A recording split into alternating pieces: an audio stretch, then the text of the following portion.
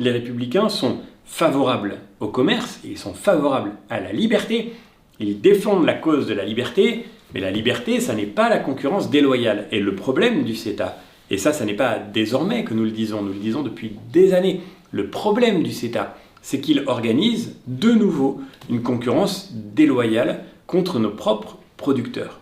Aujourd'hui, le CETA est un exemple parmi d'autres de cette situation déséquilibrée qui veut que les producteurs en France, en Europe, ont affaire à un contexte infiniment plus contraint que les producteurs canadiens.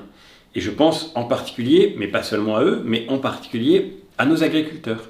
Il y a, qu'on le veuille ou non, aujourd'hui une situation asymétrique dans la manière dont sont élevés les animaux au Canada, dont ils sont soignés, dont ils sont traités, dont ils sont exécutés, dont leurs carcasses sont nettoyées, avec la situation qui se passe en France ou en Europe. Et ça crée une situation incompréhensible par les agriculteurs. Comment est-ce qu'on peut aller, regardez-nous, il faut qu'on soit cohérent, comment est-ce qu'on peut aller au salon de l'agriculture, dire aux agriculteurs qu'on veut leur protéger notre marché, non pas parce qu'on pense qu'ils ne sont pas assez bons, mais parce qu'on veut les protéger de la concurrence déloyale, pas de la compétition déloyale. Et le lendemain, valider un accord qui va exactement dans ce sens. C'est pas d'aujourd'hui qu'on le dit. François Fillon le disait déjà en 2017. Et François Fillon, personne ne peut l'accuser d'être terriblement anti-libéral.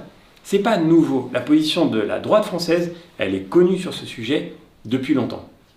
Maintenant, le but n'est pas de se focaliser indéfiniment sur le CETA. Effectivement, il faut qu'on arrive à trancher sur la question. Et moi, je suis révolté qu'on soit dans une situation de déni démocratique qui fait que le gouvernement refuse de soumettre le CETA à l'Assemblée nationale. La moindre des choses serait que le Parlement puisse se prononcer, quelle que soit sa décision, qu'on l'approuve ou qu'on ne l'approuve pas, ça reste quand même l'expression de la souveraineté nationale. On voit bien qu'on est dans une situation de déni qui pose un immense problème. Le vrai sujet maintenant, c'est de sortir de cette situation. Et comment est-ce qu'on en sortira ?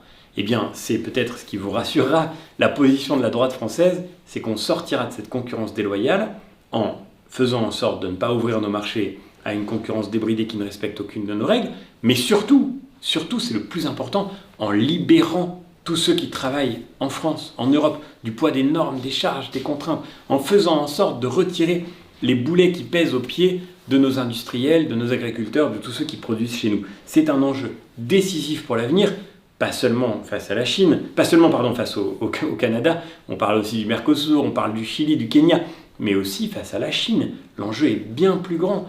Et le vrai sujet, c'est de sortir de la naïveté, de réussir à comprendre qu'aujourd'hui, le commerce est devenu un lieu de l'affrontement géopolitique. Ça, tout le monde le voit bien. On ne peut pas être le dernier continent au monde à respecter scrupuleusement la religion de l'OMC, mais aussi, simultanément, à libérer en conséquence ceux qui produisent sur notre sol pour que notre continent retrouve sa prospérité, son élan et sa compétitivité. C'est ça l'enjeu fondamental, et ça, il n'y a que la droite qui le dit aujourd'hui.